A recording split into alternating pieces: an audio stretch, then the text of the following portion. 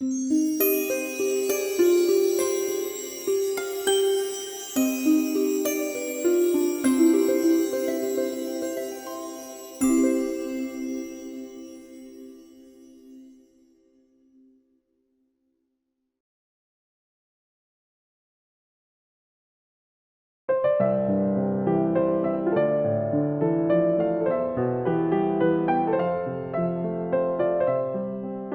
1340 وارد هنرستان شدم. فقط در اونجا بیشتر مسئله طراحی بوده، بعد نقاشی. مثل همین استادایی که نظر میدادن کار چی باشه، چه جوری باید کار کرد و فلان اینا، مثل اونا فکر میکردم چه چیزایی رو ما از طبیعت انتخاب کنیم، اون چیزایی که میتونه مضر باشه اونا رو به دور بریزیم، کنار بذاریم، و اون چیزایی که ما بر کار ما لطمه نزنه با اونا میتونیم کار رو به اصطلاح ساماندهی بدیم.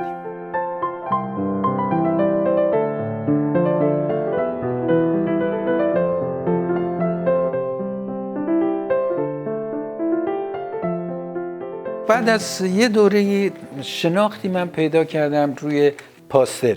یکی از بچه‌ها که میومد توی کمالملک برای طراحی، من با اون آشنا شدم.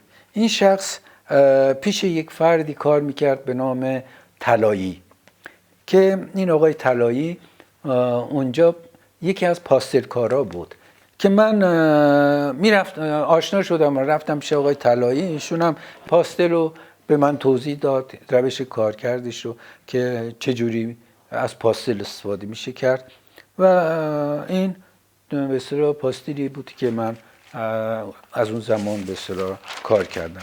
این هم همینطور پاستلی است که من بیشتر از المان‌های خط استفاده کردم در اینجا، چون طبیعت از خط و از رنگ و خط تشکیل شده. در واقع فرم کمپوزیشن کلاسیک قدیمه که حالت مثلثی در کار. پلان اول درخت‌ها تشکیل دادن که سطوحی که در پشت قرار داره این از عناصر رو تقسیم بندی کردن. در این کارا مسئله نور مطرح بوده، مثل امپرسیونیستایی که راجع به این صحبت کردن. اینا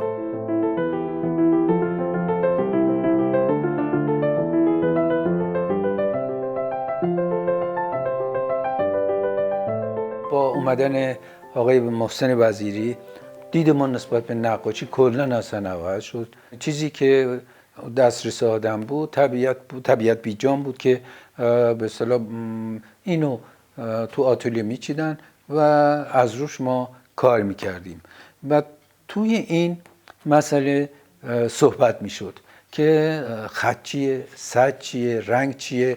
تأثیراتی که هنر غرب اون دوره روی این کارا وجود داشت مثل کار موندریان بود که چجوری از درخت شروع کرد و به کجا رسید. عناصر مسطح، شکل‌های مربع مستطیل با چند تا عنصر رنگ، که دیگه اینجا مسئله سایه روشن به اون صورت که از سایه به روشن به اصطلاح به صورت حرکت دورانی وجود داشته باشه نیستش. مثل مینیاتورای ما مثل اون کار شده که رنگ‌های خنثی ازش استفاده شده. اینجا بیشتر مسئله که خودشون نشون میده خطه، عنصر خطه. این دوره 3 سال هنرستانی بود که ما این کارا رو انجام دادیم. در این 3 سال نمایشگاهی هم بود که این یکی از کارهایی بود که اولین بار من یه نمایشگاهی گالری سبا گذاشتم.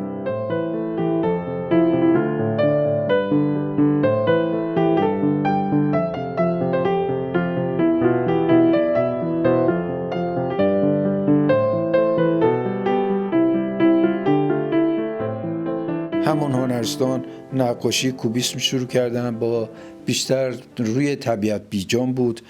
در این دوره کارهایی در این زمینه زیاد انجام دادم و این تاثیرات کوبیسم در دوره‌های بعدم همینطور ادامه داشت. سال 1344 وارد دانشکده هنرهای تزیینی شدم. در این دوره خب نمایشگاهی برگزار شد، همکاری با قندریس شروع شد که آبستر شروع کردم تقریبا 8 سال نقاشی ابستره می‌کردم.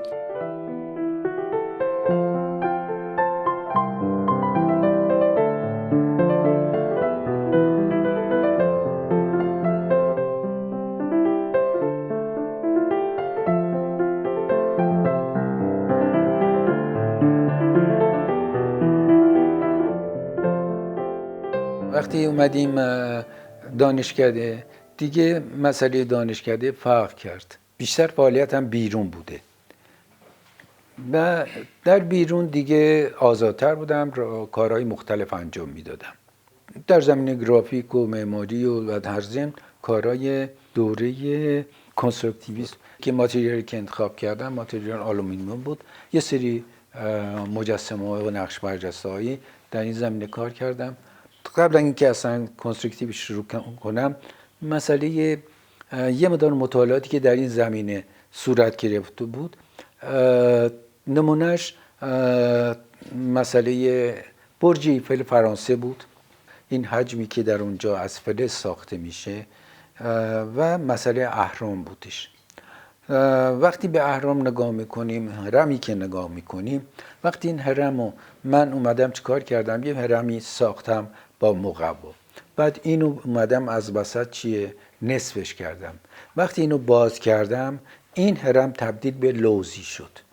این حجم که این بیشتر با حجم کار داره، ساختش کارا بیشتر کنستراکتیو مسئله حجم و اون خصایصی که به اصطلاح در ماتریال وجود داره و مسئله انعکاس مطرحه، نور دیگه چجوری تبدیل به رنگ میشه به اصطلاح مطرحه.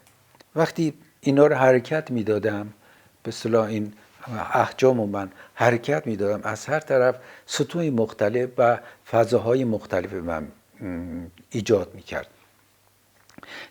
این سطوح تورفتگی و برجستگی و اینا که بود، سایه هایی که مینداخت حجمای خیلی زیبایی به وجود می آورد. این کار من با تمرین های مختلف و همون آلومینیوم شروع کردم به ساختن کوچیکتر تا وقتی کاملتر شد بزرگش کردم.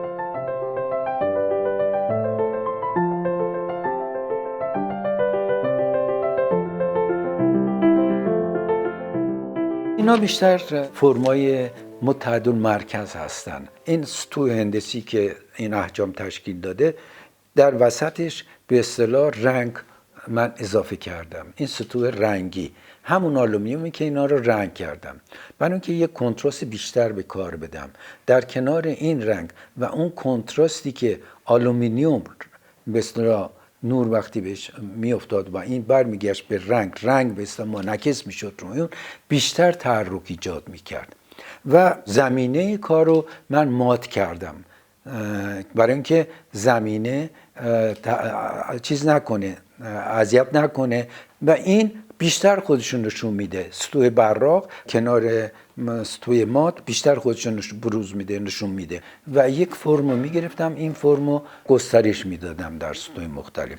دوره های بعدی من اومدم دوباره همون فلز رو ادامه دادم، باز از برنج استفاده کردم، یه فرمای ارگانیک رو در کنار به اصطلاح این عناصر خط که گفتم همیشه هست با یک المان و یک مالت نرمادگی دو تا عنصر که توی دایره اون ارگانیک بودن خود فرمو دارن. نه مثل نقاشی زن چینی یا ژاپن باشه، ولی مسئله تاثیرات همون کارا بوده. تو همین سالهای 44 47 دوره بود که به نام پویایی عنصر خط بود. تأثیری که خط روی نقاشی میگذاره خودش نقش اساسی داره. دوره شکل‌گرایی فرم بود که تو این دوره با لاک‌الکل و ماتریال‌های مختلف شروع کردم. در سال 1146 47 هم یه سری کارهای تو مایع دفرماسیون انجام دادم.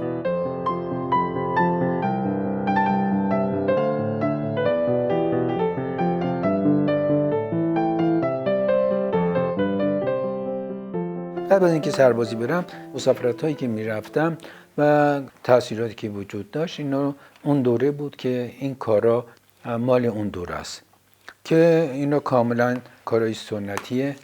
عناصری که در فرهنگ سنتی وجود داره چه چیزا بوده، اینا رو ازش از این عناصر استفاده کردم.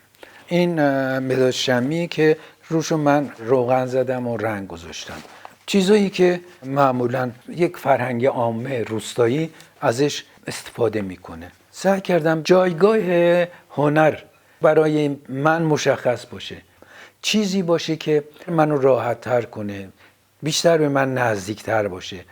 برای اینکه اون چیزایی که در غرب میگذاشت، در فرهنگ غرب گذاشت، اونا نقاشای خودشون در اون زمینه دارن کار میکنن، خیلی هم زیاده، در هر جا بری این وجود داره. ولی چیزی که برای من حاکمه، من در این سرزمین نقش من چیه، چیکار باید بکنم. اومدم چیکار کردم؟ شروع کردم جستجو کردن روی عناصر و به اصطلاح فرمای ملی، سنتی و بومی که حاکم بوده.